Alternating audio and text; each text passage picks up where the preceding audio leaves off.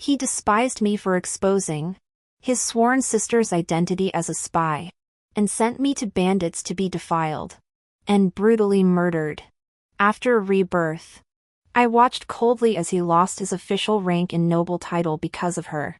No longer intervening, Ji Qin returned victorious, accompanied by a woman named Yan Zhao. He sent her to my residence. Zhao saved my life on the battlefield. I have already recognized her as my sworn sister. Shu Yuan, you are soon to marry me and become the mistress of the Yong'an Marquis' household. It would be inappropriate for her to remain in my residence to avoid gossip. I trouble you to look after her for me. In my past life, hearing these words filled me with sweet delight. I took it as my future husband's care for me, his way of keeping himself pure. I placed Yan Zhao in the finest courtyard of my residence and tended to her with utmost care, dreading any misstep. But soon, the secret guards caught her sneaking into my father's study to steal military maps. After thorough investigation, it was uncovered she was an enemy spy. Even her rescue of Ji Qin on the battlefield had been deliberate. I exposed her true identity and handed her over to the Supreme Court for trial. When Ji Qin confronted me, I recounted the entire truth. He demanded I accompany him to the prison to question Yan Zhao personally. Pitying his deception and manipulation, I accompanied him. Yet when Yan Zhao saw him, she threw herself against the wall and died. In her final moments, she stared at him, sobbing, "Ji Lang, I never deceived you." She envied our bond as kindred spirits and framed me. I presented both witness testimony and physical evidence to Ji Qin. He smiled, saying he believed me, then turned and moved up our wedding date. Shu Yuan, we've been betrothed for decades. I no longer wish to wait. Will you marry me sooner? Of course I was willing. On the day I joyfully married him, bandits ambushed us. I was dragged into a dilapidated temple, defiled, and left for dead. As I breathed my last, I heard Ji Chen's icy voice. Now, Jiao Jiao, you may finally rest. So it was all because of her. After rebirth, seeing Yan Zhao's face, more radiant than flowers, I instinctively clenched my fists. Ji Chen idly toyed with the sachets at his waist, quietly waiting for my consent. Yan Zhao watched the swaying sachets in his hand. Their gazes met, one lowered her eyes shyly. The other curved his lips into a pleased smile. The two were deeply in love, exchanging glances that spoke volumes, oblivious to everyone else around them. How blind had I been in my past life, failing to notice the signs between them already at this point? Ji Chen was a military officer who wore a sword at his waist. He never adorned himself with cumbersome trinkets like a sachets. Seeing Yan Zhao's flushed cheeks, it was obvious who had given her the sachets. Master Ji, I cannot agree to your request. As we are not yet wed, it would be inappropriate for me to involve myself in the affairs of the Marquis of Yong'an's household. Please return. Ji Chen's lazy, leisurely demeanor faltered. Yan Zhao also turned to look at me. The flush now completely faded from her cheeks, a flicker of panic in her eyes. She schemed her way into the Great Chu Empire solely for the military maps my father left behind. If she cannot stay in my home, how will she ever obtain them? I rose to see him out. Yan Zhao shot him a warning glance, and Ji Chen snapped to attention, grabbing my sleeve. Shu Yuan. I yanked my sleeve back sharply and snapped. We are not yet married. Mr. Ji, please behave yourself. If word gets out, how will the women of the Zhang family ever show their faces again? He awkwardly withdrew his hand. That's not what I meant. You will be my wife sooner or later. It wouldn't hurt to have you handle some household matters and arrange for Jiao Jiao's stay. Would it? My gaze swept over him and Yan Zhao before I suddenly laughed. Fine. I'll help you.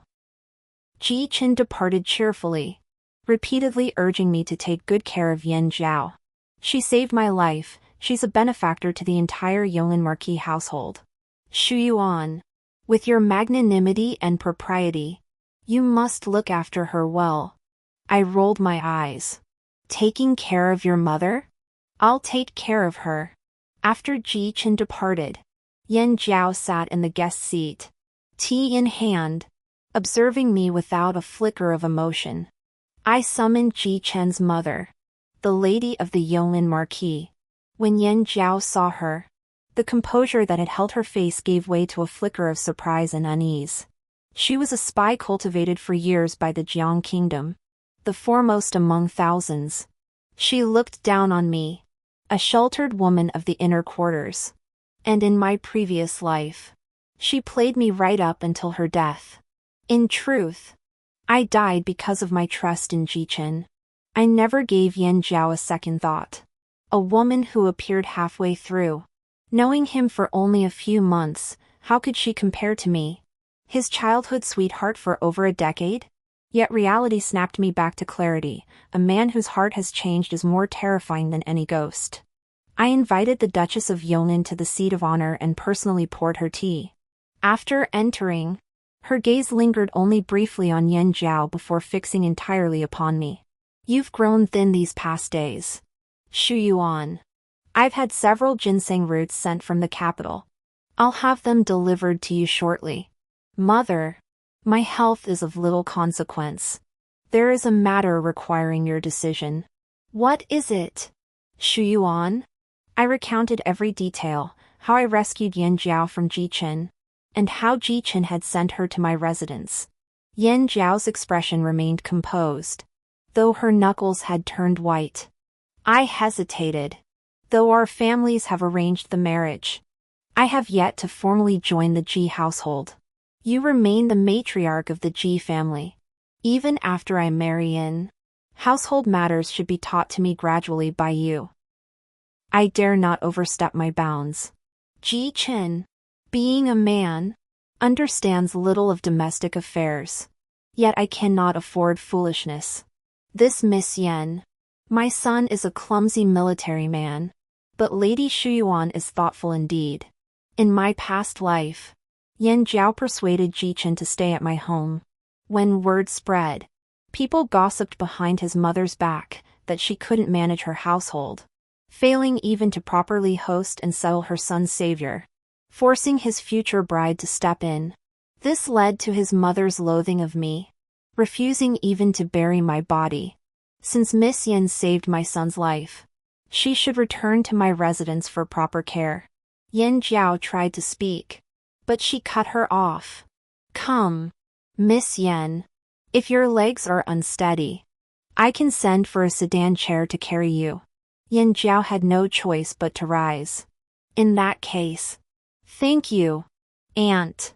After Miss Yan boarded the sedan chair, I called out to the Marquis of Yonglin's wife. Aunt, Ji Chen is a military commander who never wears sachets at his waist.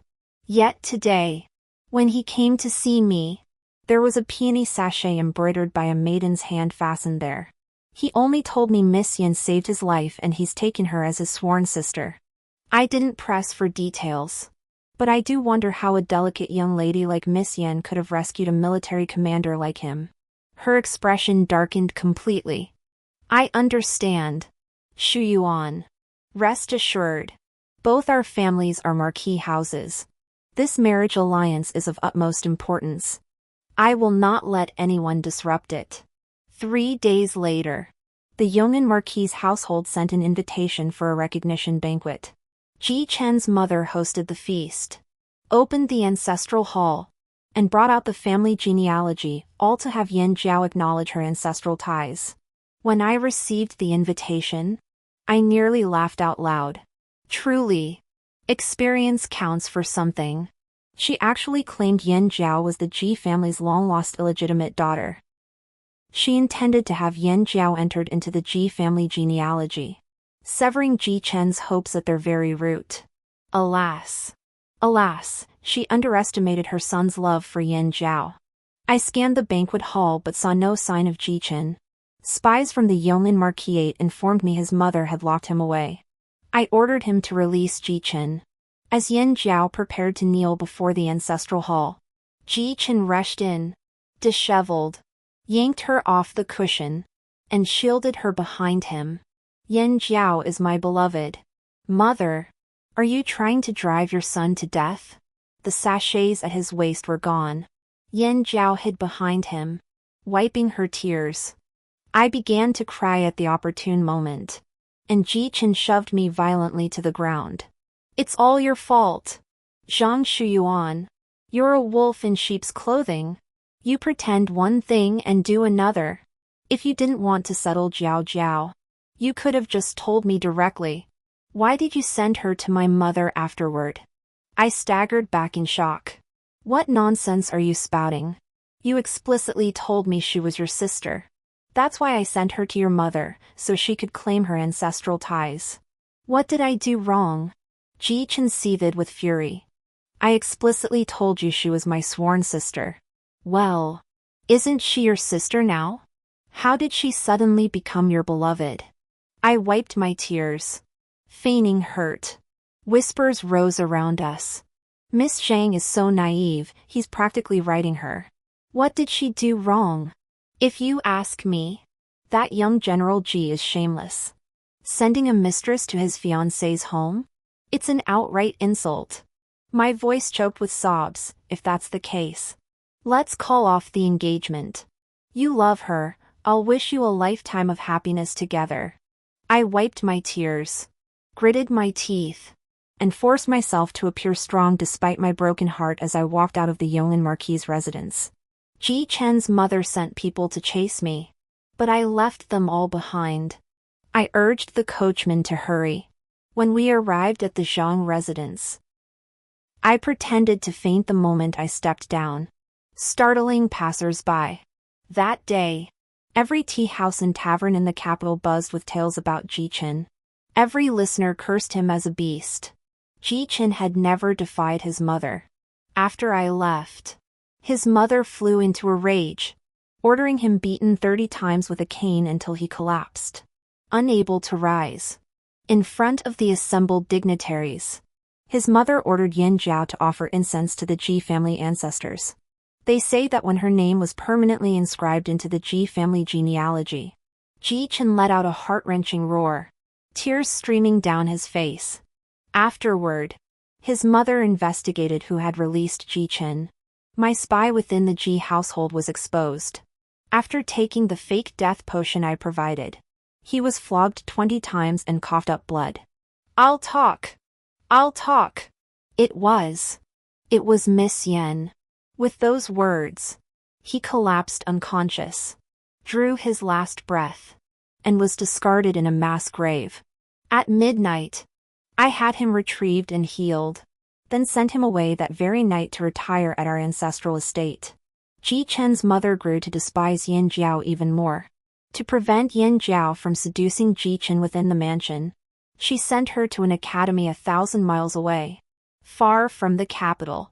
After Ji Chen recovered, his mother forced him to come beg my forgiveness, using Miss Yan's life as leverage. With elders from both families seated at the banquet, he knelt at my feet and apologized. Shuyuan, I was bewitched by demons in the past. I should never have spoken those words that day. For a young general decorated with battle honors to kneel before me, it was as if he'd laid his face on the ground for me to trample. Had I refused him, rumors would have spread that I was ungrateful. This world has always been unfair. Our marriage was a matter of alliance between our families. My parents would never permit me to break it off simply because Ji Chen had changed his heart. I could only bide my time. If you can understand this, it would be best. The banquet flowed with cheer, as if no rift ever existed between our families. The gatekeeper announced, "Young master has returned." Young master has returned. Puzzled, I set down my chopsticks. Why would my brother return now? Mother and I went to greet him. The moment the carriage curtain lifted, the color drained from my face. My brother shyly helped Jiao down from the carriage, tenderly saying, Jiao, be careful. Don't fall." In the second our eyes met, she flashed me a smile that bordered on malicious. "Long time no see. Second young miss. The dense, stabbing pain in my chest surged again. Was I destined to die by her schemes? Just like in my past life? No. I refuse. I will never endure such a filthy, humiliating death again. My brother explained that he'd been bitten by a snake while descending the mountain, and Yan Jiao happened to pass by and saved him. Upon hearing this, Mother immediately honored Yan Jiao as an honored guest. During the banquet, Ji Chen's mother wore a grim expression, while Ji Chen himself could barely contain his rage. Before the meal was finished, the two of them had already left. Suddenly, my younger brother declared, "Father, Mother, I wish to marry Jiao Jiao. She is my brother-in-law's sworn sister, so this union would strengthen the bond between our families." The chopsticks in my hand dropped abruptly. Yan Jiao bent down to pick them up for me. "Are you unwell, second young miss?" Once again, she flashed that feigned, fragile smile. Her eyes sparkled with smug delight. I steadied my nerves. Father always valued family standing, he would never agree. "You've just returned. After the long journey. Rest first before making any decisions." The satisfaction in Yan Jiao's eyes froze. She instinctively looked toward my younger brother. He replied unhappily, "Father, I am the second son of the main line. My elder brother will inherit the title. You promised me I could decide my own marriage." "How dare you? After all your years studying abroad, is this how the academy taught you to question your father?" My brother knelt in apology, daring not to speak further. My father's voice turned cold. "Someone, prepare a clean guest room." I interjected, "Father, Miss Yan has already been recognized as a member of the Ji family. She is now a Ji family lady. It would be inappropriate for her to stay in our home." Yan Jiao hurriedly interjected, "There is no impropriety. Second young miss need not worry. To the outside world, simply say I am your close confidant, staying here temporarily." My brother chimed in, "That's right, sister." I feigned anger and glared at him, not to mention the day we were recognized as relatives by the Ji family. It caused a huge stir. "Everyone knows my fiancé, Ji Chen, attacked me to protect you." My brother frowned. "That happened?" My heart settled a little. At least my brother hadn't been blinded by passion like Ji Chen, obsessed with her to the point of no return. I continued, without going into the distant past. "Let's just look at the recent past. If Miss Yan truly shares mutual affection with my brother, she should consider the long-term future. If you stay in my family's home before the wedding, and if you two truly marry later, people outside will surely say you were already flirting openly before marriage. Our family has always valued reputation. We cannot be careless in such matters. I hope Miss Yan understands. Besides, the Ji family, my future mother-in-law, is renowned throughout the capital for her virtue. Your brother Ji Chen protects you. They owe you nothing." I laid out all the pros and cons, analyzing the entire situation not only from my brother's perspective but also from my parents'. My father issued an almost forceful order for her departure. "The servants have prepared the carriage." "Thank you, Miss Yan, for saving my son's life. Tomorrow I will personally visit your father to express our gratitude." With matters thus settled, she had no choice but to depart. My brother was rebellious and unruly, fearing neither heaven nor earth, always stirring trouble since childhood. My father had beaten him countless times, yet the discipline never lasted more than a few days before his old ways resurfaced. The only one who could truly control him was me. After Yan Jiao left, he circled around me restlessly. "Big sis, that bastard Ji Chen actually dared to lay a hand on you. Just wait till I deal with him."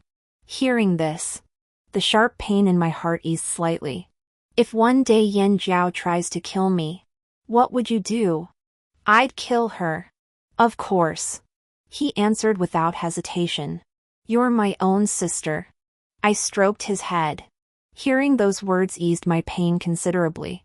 I disguised myself to meet Ji Mingxiao. the eldest son born to a concubine in the Ji family.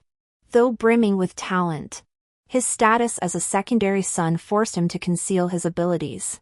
Even after passing the imperial examinations, he only secured a position as a compiler in the Hanlin Academy. In his 2 years in office, his peers from the same examination cohort had all chosen sides, aligning with factions in the court to gain promotions and titles. Only he remained stagnant. His name struck from the list during 2 consecutive Ministry of Personnel evaluations. The instigator of the situation was Ji Chen's mother. When Ji Chen and Ji Mingxiao took the imperial examinations together, Ji Mingxiao's ranking far surpassed Ji Chen's. This outcome had already brought shame upon Ji Chen's mother. Her maternal uncle held real power in the military. With frequent border conflicts erupting, she sent Ji Chen to the frontier. This recent campaign, though not a major battle, was sufficient to win the emperor's favor, a result entirely orchestrated by Ji Chen's mother. Her ultimate goal had always been to secure Ji Chen a position as a civil official in the court, where he could sway events with mere words. Though the strategy behind Ji Chen's great victory originated from Ji Mingxiao, when the emperor inquired, Ji Chen claimed it was his own idea. The frontier was treacherous. Ji Chen's mother had long paved his path within the court. She deliberately stifled Ji Mingxiao's advancement, fearing that if he gained a foothold in the court, her son would find it impossible to reach the inner circle when he eventually entered the government. The Great Liang Empire had an unwritten rule: only one member of a family per generation could hold a position of real power within the court. The emperor feared the formation of factions and cliques. Yet I know Ji Mingxiao never yielded to Ji Chen and his mother's schemes. He merely bided his time, waiting for the decisive blow. I wish to collaborate with you, young master. Ji Mingxiao chuckled at this. A lowly official with no prospects. You've truly chosen the wrong man. Second miss. I haven't. My gaze fixed firmly on him. Ji Mingxiao, you are the one I seek. I intend to marry you. His hand tightened around the teacup. His eyes clouded with an unreadable expression. His voice remained light and playful, tinged with a smile. I am a son of a concubine. I don't care. I'm not favored at home. My situation is dire. Marrying me brings no advantage. I don't care. The laughter in his voice faded, his tone growing hoarse. My rank is low. My prospects bleak. I don't care. He lowered his gaze. Then what do you care about? I recalled the despair before my death in my previous life, those vile people ravaging my body. I cried until I fainted, begging them pitifully to spare me. Yet they only grew more brutal. My sobs seemed the finest stimulant. No one cared whether I lived or died. I died in such disgrace and misery, unclaimed. My parents, disgusted that my death defiled the Zhang family name, refused to bury me. My younger brother defied their orders to come, only to be beaten by our father. Dozens of strokes left him feverish, unable to rise. Sick and weak, he wrote to Ji Chen's mother. After a lifetime of arrogance, he used the word beg for the first time. He begged her to consider the hardships I endured caring for the entire Ji household after marrying in, pleading for them to bury my body. Accustomed to lavish spending, he always exhausted his monthly allowance by the first of the month, and father disciplined him harshly. He had no silver to offer. Instead, he presented the jade guanyin pendant he'd worn since childhood, worth 10,000 taels, and sent it along with the letter to the Ji residence. After reading the letter, Ji Chen's mother, who had always treated me like her own daughter, took the jade pendant but tossed the letter onto the ground. It blew away with the wind, eventually landing in Ji Mingxiao's courtyard. He was practicing swordplay there when the paper, thin as a cicada's wing, landed precisely on the tip of his sword. After reading it, he sighed. That very night, dressed in simple clothes, he went to the place where I had been killed. He gathered my bones and buried them, erected a monument, and made offerings. For 7 years, he came to burn incense for me, come rain or shine. Every year, on this day, he arrived without fail. Each year, fragments of my scattered soul gathered anew with every incense stick he lit. By the 7th year, he had risen to a high-ranking official in the imperial court, completely overshadowing Ji Chen. As he placed a burning incense stick for me, a servant asked whom he was honoring. He murmured with a sigh, the second daughter of the Zhang family, Zhang Shuyuan. And in that very moment, my scattered soul gathered and dispersed, heading toward the wheel of rebirth. Because of his compassion, I was no longer a lonely wandering spirit, I was reborn. A charming young lady who loved to dress up, though it was a pity she bore the surname Zhang. His retreating figure bore a lonely silhouette. At that instant, the waning moon at the horizon dispersed the thickening gloom, and the sky brightened. Our eyes met. I shed my disguise, and by my ear came his words, "Then what matters to you?" I answered him earnestly, my voice tinged with sorrow, "I want to live. Even if it means death. I want to die with dignity. I refuse to die undignified again. That filthy death haunts me nightly, waking me in tears that flood my pillow." A flicker of surprise flickered in his indifferent eyes.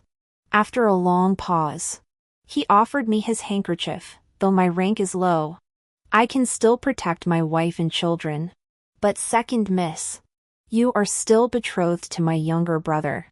He looked utterly helpless.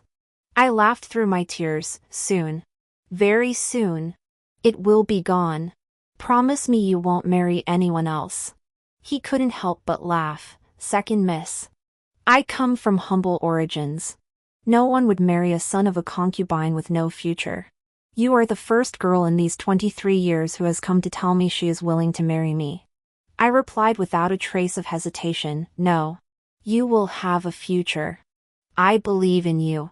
Once you marry me, I guarantee your official career will flourish. Prosperity will follow you endlessly." He laughed so hard he shook his head. It seemed like ages since he'd laughed like that. His narrow, phoenix-like eyes closed slightly, and the corners of his handsome lips turned up. "All right. I believe you. Second miss." When I returned to the mansion, Mother was instructing my younger brother to write the invitation cards.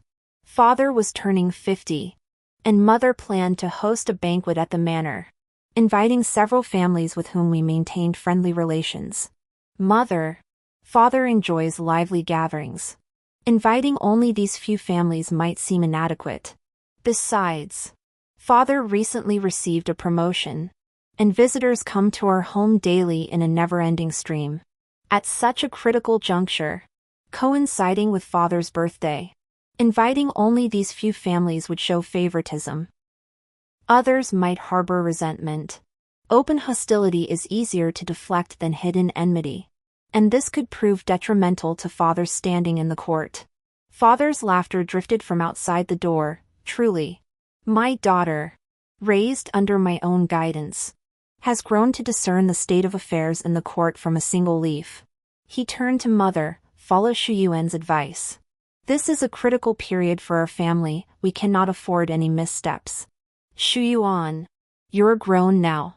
You'll assist your mother in organizing this birthday banquet. These are skills you must master before marrying into the Ji family." After nearly half a month of preparations, the banquet arrangements were finally settled. When delivering the invitation to the Ji family, the servant specifically added, "Our young master eagerly anticipates meeting Miss Yen." Ji Chen's face darkened, but his mother welcomed the prospect. She was delighted at the prospect of Yen Jiao marrying her son, as it would put an end to her own son's delusions.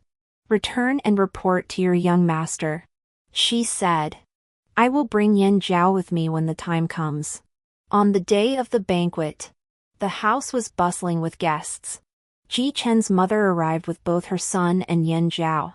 Yen Jiao's attire was more exquisite than ever, and even her makeup had changed significantly. She looked like a delicate willow swaying in the breeze, a breathtaking beauty beyond compare. I recognized the earrings adorning her ears. They were part of Ji Chen's mother's dowry. She truly spared no effort to sever Ji Chen's lingering feelings. Even her most treasured heirlooms were brought forth, all to ensure Yin Jiao would captivate my brother and smoothly enter our family. When they dismounted, it was Ji Chen who supported Yin Jiao down. It seemed that during their time together at the estate these past few days, Yin Jiao had successfully won Ji Chen back over, making him utterly devoted to her once more. Indeed, the art of seduction is not mastered by everyone. My mother personally led me to greet them. When Ji Chen's mother scanned the room and didn't see my brother, her expression visibly soured. She forced herself to perk up. Where is the young master of the house? My daughter has been talking about him constantly. He's entertaining guests in the mansion. Ji Chen's mother smiled at Yin Jiao. In that case, Jiao, why don't you go find him? Didn't you keep saying you wanted to come when we were at the mansion? Ji Chen's expression darkened again. Yin Jiao lowered her head bashfully, curtsied to my mother, and turned to go find my brother. I knew she wasn't seeking my brother, but the military maps in the study. Alas, the study lay utterly empty, devoid of anything. The night before last, I'd given a sum of money to a passing old Taoist priest. He'd stumbled in muttering incantations, then rambled incoherently about the study, claiming a female corpse lay buried beneath this room, an ill omen. My father's face darkened. He had never believed in such things. But when skeletal remains were actually unearthed beneath the locust tree in the study courtyard, his skepticism vanished instantly. He promptly hailed the charlatan as a master. Following the master's advice, my father moved everything out of the study, leaving only the original furnishings and a small bed. After seeing Yin Jiao enter the study, I carried a cup of wine over to Ji Chen, who was drinking alone in the corner. What's wrong? Feeling down? Let me keep you company. My smile dazzled Ji Chen as he downed cup after cup. Suddenly, he spoke.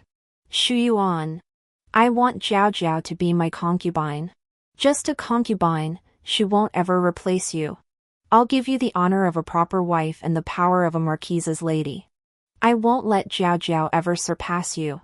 I'll spend my life with you properly. This lifetime, I'll only take this one concubine. Is that all right? Shu Yuan, you hold a place in my heart too. I love both of you equally, I cannot part with either. I sipped the bitter, burning liquor and replied hesitantly, I wish I could agree. Ji Chen. But my brother and Yin Jiao are deeply in love. They're discussing marriage in father's study right now, with both families' elders present. I cannot help you. His pupils contracted sharply as he gritted his teeth. A man and woman alone together? What kind of propriety is this? They're not even betrothed yet. Could your brother show some decency? How dare he be alone with Jiao in the same room? He grabbed a servant to lead the way and quickly found the study. I calculated the time in my mind. About half an hour later, a cry of fire erupted from the crowd, startling everyone to their feet. With many valuables in the mansion, my father urgently dispatched servants to summon the 9-gate superintendent for firefighting, while he personally led men to the source of the blaze. An entire row of connected residences was engulfed in flames. Basin after basin of water was thrown onto the fire, yet the flames showed no sign of abating. My father sighed with relief. Thankfully, I had everything moved out. Thankfully, no one was inside. The words had barely left his mouth when Ji Chen rolled out of the raging flames, clutching the disheveled and unconscious Yin Jiao. My father and Ji Chen's mother both stared wide-eyed, then simultaneously rolled their eyes back and fainted. Seeing the state of the two men, how could they possibly marry now? Good heavens! As chaos erupted throughout the mansion, I made my way to a pillar at the far end of the banquet hall. Through the scattered crowd, my gaze locked with Ji Mingxiao's. My gaze was undeniably intense, burning him until he uncomfortably lowered his eyes. I smiled faintly, ceasing my teasing, and turned to leave. When my father regained consciousness, he raged, tears glistening in his aged eyes. "Today is my 50th birthday." My mother soothed him, tears streaming down her face. I stood nearby, feigning sorrow myself. My father's fury stemmed partly from the fact that the Zhang and Ji families were destined to become in-laws. Their interests were too deeply intertwined for either side to trust the other. Only a marriage alliance could bring mutual peace of mind. Kneeling at my father's feet, I declared with righteous resolve, "Father, I am your daughter. I will not back down, even for my brother's futures. I am willing to endure today's humiliation and marry Ji-chen." Their eyes instantly reddened. I continued, "But Ji-chen and Yan Jiao have already consummated their relationship. Given his affection for her, he will certainly not take her as a concubine." My father slammed his hand on the table. How dare he treat a daughter of the Zhang family as a concubine? His sudden fury wasn't for me, but for himself. He saw me as his possession. When others disrespected me, he felt disrespected too. "He dares." I sobbed. The only solution now is to find another suitable young man from the Ji family to change the betrothal. Otherwise, we face two dangers: the fear of public opinion, and Ji-chen's recklessness, which is impossible to control. My father's face darkened. He had heard my words. He didn't care about public opinion, but Ji-chen's unpredictability had already left him deeply shaken. My mother interjected at the right moment. "I recall 2 Ji family sons passed the imperial examinations last time." My father frowned, pondering for a moment before replying. "It was their eldest son by a concubine, ranked slightly higher than Ji-chen." My mother's eyes lit up. "What position does he hold now? Is he in the Ministry of Personnel or the Ministry of Revenue?" These 2 departments offered the most opportunities for graft. My father's eyes darkened. Ji-chen had repeatedly humiliated him, and anger simmered within him. His position matters little. If he were truly a Ji family son, it wouldn't matter. But he remains a son of a concubine. It's our daughter who suffers. I shook my head. As long as it paves the way for my brother's futures. This daughter does not mind hardship. They smiled with relief, but my eyes remained cold.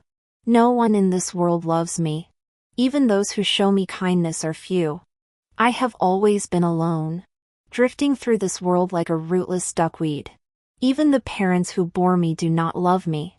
I am but a pitiable pawn. Unbidden.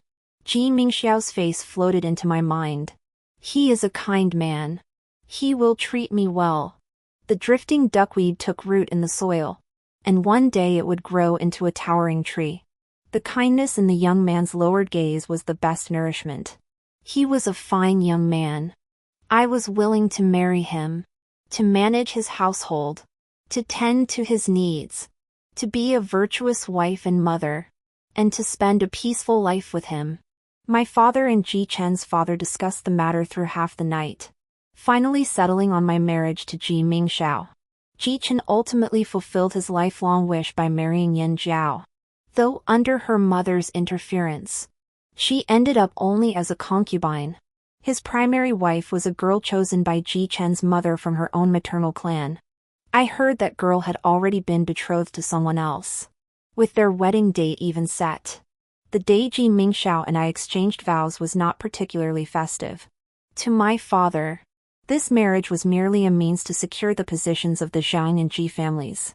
As long as the goal was achieved, that was all that mattered. As for me, he cared not at all. Ji-chen's mother despised Ji Mingxiao's status as a son of a concubine, so she certainly paid him no mind either. But still, I was happy. Ji Mingxiao lifted my veil. In the dim candlelight, he wore a crimson robe, his jet black hair tied high. Under the lamps, his features were like jade. He was truly handsome, like a flawless piece of jade. He spoke to me with a hint of apology. Today, it's not very lively. He sat beside me, slowly taking my hand to slip a delicate, translucent jade bracelet onto my wrist. My savings are meager now, but someday I'll replace it with something finer. I happily jingled the emerald green bracelet. Of course. I believe you. A smile flickered in his eyes. MHM. Early the next morning, Ji Mingxiao went to attend to official business, leaving me basking in the sun in the courtyard. Yan Jiao suddenly appeared, raising her hand to slap my face, only to be stopped by me. What are you doing, concubine Jiao? She was furious enough to spit blood. That study had love potion incense. Did you put it there? Speak! I protested innocently. What nonsense are you talking about? Du Yan, Ji Chen's legitimate wife, heard the commotion and rushed over immediately. I quickly scrunched my lips and ran behind her, whimpering, "Sister-in-law, save me! She's bullying me!" I made a fierce accusation. Du Yan, as the wife of Ji Chen, the legitimate heir, managed all household affairs in the Marquis's residence. Even before her marriage, she'd heard tales of how Ji Chen mistreated me for Yan Jiao's sake. Seeing my tears now, her brow furrowed. Concubine Jiao, how dare you bully her as a secondary wife? After suffering repeated humiliating defeats at my hands, Yan Jiao no longer bothered to pretend. She sneered coldly. What's it to you? Do you think becoming the main wife means your husband loves you? On our wedding night, he was still in my room. Du Yan, upon hearing this, showed not a trace of anger. Why would I need his love? Yan Jiao was stunned into silence. She glared at me fiercely. I won't let you off. No one has ever dared to speak to me like this. I stuck my tongue out at her. Well, someone just did. She lunged forward again, but Du Yan stepped in front of me. Try it. Yan Jiao stormed off, unwilling to accept defeat. After she left, I invited Du Yan to admire the flowers, bask in the sun, and sip tea together. She squinted her eyes. Big brother really spoils you. You live like a goddess. I chuckled, you bet. Look at my bracelet, he bought it. I couldn't resist showing off. Du Yan giggled, you're so easily satisfied. Her gaze drifted to her own wrist, where a jade green bracelet lay prominently. I used to be just like you. I knew she was referring to her beloved, from whom she'd been forcibly separated. Didn't you consummate your marriage on your wedding night? She gave a sly smile. Yeah. I nearly kicked him to pieces. We exchanged a knowing glance, instantly understanding the implication, and both burst out laughing. That afternoon, Du Yan and I talked at length. Ji Chen's mother was her aunt. Though she'd always been capable at home, her mother's lowly status meant Ji Chen's mother had always looked down on her. It wasn't until Ji Chen and Yan Jiao's scandal erupted that Ji Chen's mother set her sights on Du Yan to bring her in and clean up her son's domestic mess. Ji Chen's mother didn't hesitate to destroy her original betrothal. How was that any different from forcible abduction? Rumor had it that the young master she was betrothed to fell gravely ill on the very second day after she entered the Ji household. Du Yan gazed up at the sky, her eyes gleaming with a dead calm. One day, I will leave this place. Wu is not my homeland. How could I linger here long? I watched her departing figure. Ji Chen's mother was courting disaster, delivering such a valuable ally as Du Yan right to my doorstep. Yan Jiao's ambition to steal the military maps remained undimmed. She set her sights once more upon my younger brother. But my brother is not Ji Chen. He detests deception above all else. She exhausted every scheme to persuade my brother to bring her into the mansion. Disguised as a maid, she followed him. After ascertaining the location of my father's study, she knocked my brother unconscious, slipped into the study, seized the military maps, and fled the capital that very night. Ji Chen searched everywhere for Yan Jiao but found nothing. Frantic with despair, He convinced himself his mother had driven her away. Mother and son became bitter enemies. 3 months later, the Jiang kingdom once again violated our borders, pillaging and burning with utter depravity. This time, as the aging commander-in-chief, my father took my younger brother to the front lines. Ji Qin remained despondent over Yan Zhao's departure. Ji Mingxiao was transferred to the Ministry of War to oversee the transport of provisions. After 3 months of fierce fighting, the Jiang army was trapped at Nanping Pass, surrounded by my brother's 3-pronged cavalry assault. Jiang suffered a crushing defeat. Yan Zhao, driven out by the pressure, went mad. Impossible. They couldn't have lost. She suddenly looked up at my brother, who sat lazily on his horse, and realized the military maps were fake. My brother smiled. Yes. Sister was right after all. You, woman, truly have the heart of a viper. Yan Zhao cried out in anguish. I saved your life. How could you treat me this way? Is that so? Did you truly believe I was that fool Ji Qin? Easily deceived by your empty words? After my sister spoke, I investigated. That snake that bit me was placed there by you, all to get close to me. So I'd take you home, steal the military maps, and once again defy the border defenses. He lifted her chin with his riding crop and said coldly, Yan Zhao, I detest being deceived. But I'll spare your life, you still have value. On the day father and brother escorted Yan Zhao back to the capital, Dian Yan personally identified Ji Qin as the one who knew Yan Zhao was a spy at the Supreme Court of Justice. She presented the evidence I had given her. It was the very letter betraying the enemy, bearing Ji Qin's identical handwriting. With this revelation, Ji Qin's father, determined to sever all ties between his son and the Marquis's household, resolutely abandoned his own wife. He declared Ji Qin not his biological son, but the illegitimate child of Ji Qin's mother and a stable hand, a usurper who had occupied his rightful place for over 20 years. Deserving of death, Ji Qin was stripped of his official rank and noble title, sentenced to immediate execution. His mother was also divorced. Dian Yan was taken back home by her mother. Her beloved had fallen gravely ill after she married into the Marquis's household, and no remedy could restore his health. His days were now numbered. Yet Dian Yan still married him. Not long after, he passed away. Dian Yan carried his ashes up the mountain, shaved her head, and became a Taoist nun. I went to see her, but she refused to come down the mountain with me. Her smile was so carefree. Her eyes reddened. He starved himself to death for me. How could I not repay him with my own life? After returning, I remained gloomy. Ji Mingxiao set down his brush, closed the official documents, and took a new bracelet from his robe, fastening it around my wrist. My lady, is something troubling you? My face was deathly pale as I clasped his hand. I had a nightmare. In it, the displaced people rebelled. They captured me in a ruined temple, defiled me, and killed me. Ji Mingxiao's brow furrowed slightly. He tightened his grip on my hand and pulled me close. It won't happen.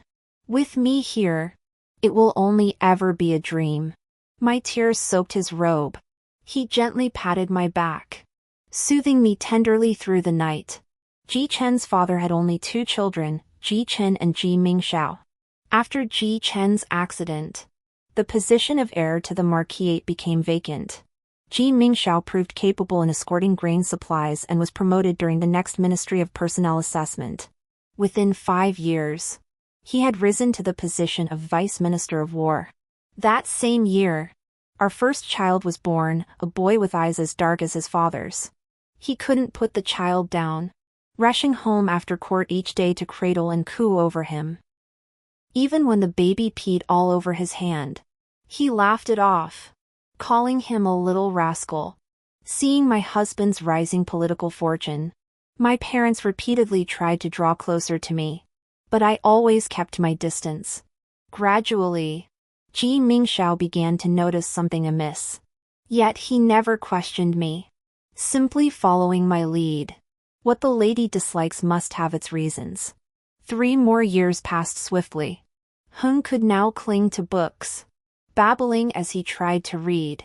That same year, Ji Mingxiao was promoted to Minister of War, his ascent to the highest echelons of power complete. Our second child was also born that year. This time, it was a little girl with rosy cheeks and a delicate face. Ji Mingxiao was even happier than when he held Hunga, nearly neglecting his duties several times while cooing over his daughter. Lately, whenever he returned home, he would linger in the storeroom. I gathered my shawl and went to find him. I discovered him staring at a pair of golden lotus sand crab hairpins. Upon seeing me, he placed the pins into a somewhat empty chest. I asked what he was doing. He sighed softly, saving for Yuer's dowry. Saving as much as I can, so she'll have a better life later. I walked over and took his hand. Yuer has a father like you. That's better than anything. Suddenly, news arrived that the eunuch from His Majesty's entourage had arrived. Ji Mingxiao and I went together to receive the imperial procession. Even after the eunuch departed, I still held the imperial edict in my hands, unable to believe it. This is an imperial decree of conferment. I murmured. He smiled, pulling me into his embrace. Yuan, thank you for accompanying me all this way. Tears welled in my eyes. No. Ji Mingxiao. You earned this journey yourself. I'm the one who got the easy ride. I'm merely a thief who stole memories from a past life, using foresight to act first. My heart isn't pure. His eyes shone brightly. Then keep it a little longer. I'm a bargain, my lady. During the Mid-Autumn Festival, Ji Mingxiao took leave. I made mooncakes in the courtyard with the children. He leaned against a tree, clad in his blue official robes, fingering the jade token at his waist. His eyes held a smile. Yuan, life's small satisfactions outweigh grand ambitions. I am content now. The end.